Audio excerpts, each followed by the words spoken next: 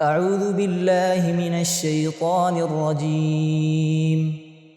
بسم الله الرحمن الرحيم. الحاقة ما الحاقة وما أدراك ما الحاقة كذبت ثمود وعاد بالقارعة فأما ثمود فأهلكوا بالطاغية وأما عاد فأهلكوا بريح صرصر عاتية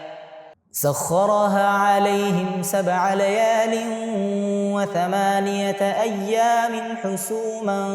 فترى القوم فيها صرعا كأنهم أعجاز نخل خاوية فهل ترى لهم من باقية وجاء فرعون ومن قبله والمؤتفكات بالخاطئة فعصوا رسول ربهم فأخذهم أخذة رابية إنا لما طغى الماء حملناكم في الجارية لنجعلها لكم تذكرة وتعيها أذن واعية فإذا نفخ في الصور نفخة واحدة وحملت الأرض والجبال فدكتا دكة واحدة فيومئذ وقعت الواقعة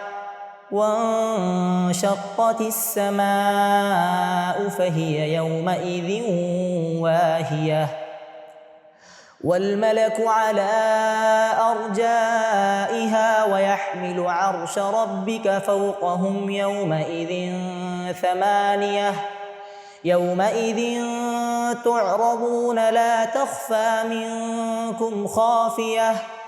فأما من أوتي كتابه بيمينه فيقول هاؤم اقرءوا كتابيه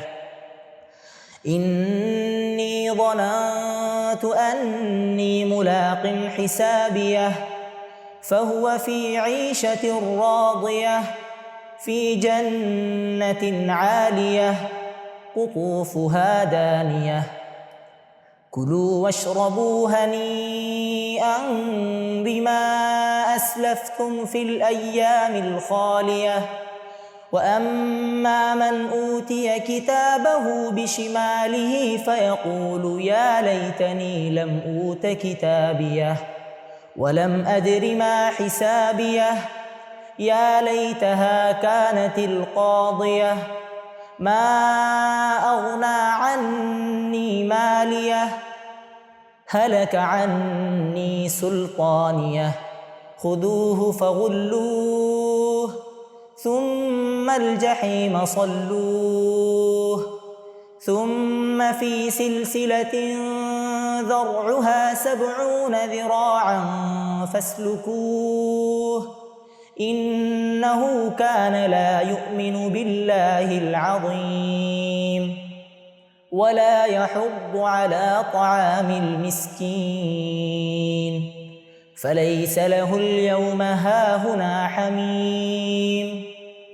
ولا طعام إلا من غسلين لا يأكله إلا الخاطئون فلا أقسم بما تبصرون وما لا تبصرون إنه لقول رسول كريم وما هو بقول شاعر قليلا ما تؤمنون ولا بقول كاهن قليلا ما تذكرون تنزيل من رب العالمين ولو تقول علينا بعض الأقاويل لأخذنا منه باليمين ثم لقطعنا منه الوتين فما منكم من أحد عنه حاجزين وإنه لتذكرة للمتقين وإنا لنعلم أن منكم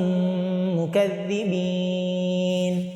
وإنه لحسرة على الكافرين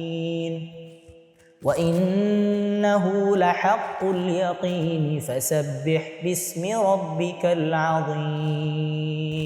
صدق الله العظيم.